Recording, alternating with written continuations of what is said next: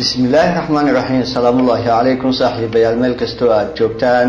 kusoo dhawaada warka siyaada miidiya qodobada aan idinkugu hayana waxaa ka mid noqonaya madaxweynaha Soomaaliya Maxamed Cabdullaahi Farmaajo oo maantay la filayo inuu khudbada ka jeediyo shirka Africa Now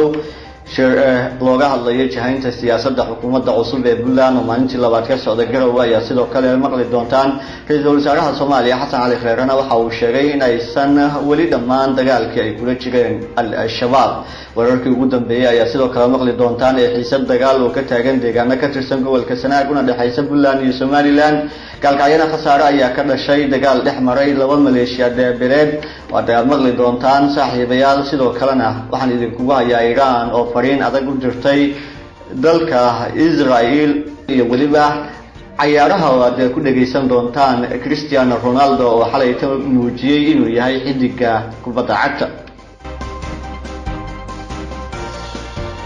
aan ku bilaabay wararka aan ka helayna deegaanka Yube gobolka Sanaag ayaa sheegaya in ay wali ka jirto deegaankaasi xiisad dagaal oo u dhaxaysa dawladda Puntland iyo Somaliland xiisadan dagaal ayaa timi kadib markii Somaliland ay deegaankaasi keentay ciidamo fara badan taasi oo Puntland ka carootay madaxweynaha dawladda Puntland Dr. Saciid Cabdullaahi Dani oo ka hadlay xiisadan ayaa sheegay in dawladda Puntland ay si adag uga jawaabi doonto dandaan si uu sheegay in Somaliland ku hayso isagoo ku dhawaaqay in aysan u dulqaadan doonin Puntland lagu soo qaado dhulkooda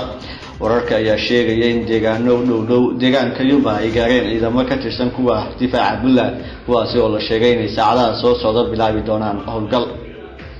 madaxweynaha Jamhuuriyadda Federaalka Soomaaliya Maxamed Cabdullaahi Maxamed Farmaajo oo ku sugan dalka Uganda ayaa ka qayb galay shirka Africa Now ee ka socda dalkaasi gaar ahaan magaalada Kampala kaasi oo looga hadlayo arrimaha nabadgelyada isdhexgalka iyo waliba kobaca dhaqaalaha ee qaaradda Afrika shirkan ayaa lagu wadaa inuu maanta oo Arbaca la soo gabagabeeyo waxaana khudbad dheer la filayaa inuu ka jeediyo madaxweynaha Jamhuuriyadda Federaalka Soomaaliya Maxamed Cabdullaahi Farmaajo taasi oo uga hadli doona arrimaha amniga kobaca dhaqaalaha iyo isdhexgalka wadamada Geeska Afrika shirkaasi ayaa waxaa sidoo kale ka qayb galaya kumanaan ergo oo ka kala socda wadamada Afrika iyo madaxweynaha Uganda Yoweri Museveni oo shirkaasi martigeliyay waxaana inta uu harsamay shirkaasi looga hadli doonaa sidii loo kobcin lahaa dhaqaalaha wadamada Afrika sidoo kale madaxweyne Maxamed Cabdullaahi Farmaajo ayaa inta uu ku sugan yahay dalka Uganda waxa uu kulamo kala duwan la qaadan doonaa madaxda ka qayb galaysa shirkaasi oo uu ka mid yahay madaxweynaha martida loo yahay ee Uganda Yoweri Museveni kaasi oo laba jeer oo hore hadallo gafa u geystay Soomaaliya Garowe waxa magaalada Garowe caasimadda Puntland maalintii labaad ee ka socda shirka jihaynta siyaasadda xukuumadda Puntland kaasi oo shalay ka furmay una furay madaxweynaha dawladda Puntland Dr. Saciid Cabdullaahi Dani shirkan oo ka socda xarunta wasaaradda qorsheynta dawladda Puntland ayaa looga gol leeyahay hay'ado tayeysan iyo adeeg joogto ah oo shacabka Puntland ay helaan sida uu sheegay madaxweyne Dani shirkan oo la soo gabagabeyn doono maalinimada Berita ayaa inta uu socdo looga doodayaa qodobo ay ka mid yihiin tayeynta iyo waliba tabagelinta hay'adaha dawliga ah ee Puntland iyo in nidaamka dawliga ee Puntland lagu faafiyo guud ahaan deegaanadeeda inta la xaqiijiyay laba ruux ayaa ku geeriyootay tiro intaasi ka badanna waa ay ku dhaawacantay dagaal saakay ka dhacay galbeedka magaalada Galkay ee xarunta gobolka Mudug kaasi oo u dhaxeeyay laba maleeshiyaad ka dagaalamay ayaa isku haysta dhul ku dhow xabsiga weyn ee magaalada Galkay ee loo yaqaan Gaal Shiraha waxaana la sheegay in dhinacyada dagaalamay ay maalmihii la soo dhaafay iswarfadhiyeen dadka deegaanka ayaa sheegay inay dadaal ay sameeyeen maamulka gobolka Mudug ee kan degmada Galkay iyo waxgaradka gobolka kadib lagu guuleystay in la kala qaado maleeshiyaadkii dagaalamay iyadoona haatan meeshii lagu dagaalamay ay la wareegeen ciidamada xasilinta gobolka Mudug ee uu hogaaminayo taliye ku-xigeenka ciidanka booliiska dawladda Puntland Iran waxa ay jawaab adag ka bixin doontaa ficil kasta oo ciidamada badda Israel ay qaadaan oo ka dhan ah maraakiibteeda shidaalka waxaa sidaas yiri maanta wasiirka gaashaandhigga Iran hadalkiisa ayaa yimid toddobaad kadib markii ra'iisul wasaaraha Israel Benjamin Netanyahu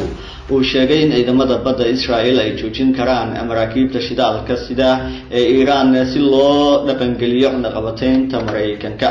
madaxweynaha Mareykanka Donald Trump ayaa sanadkii tagay ka baxay heshiiska nukliyeerka ee Iran wuxuuna dalkaasi saaray cunaqabatayn looga gol leeyahay sida uu sheegay in lagu joojiyo dhoofinta saliidda Iran wasiirka difaaca Iran Amir Hatimi ayaa wakaalada wararka dalkaasi Iran ee IRNA ay ka soo xigatay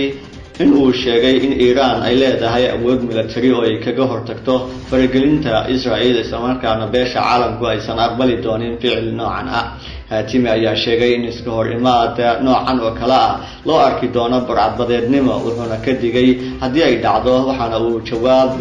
ka bixin doonaa arrintaasi.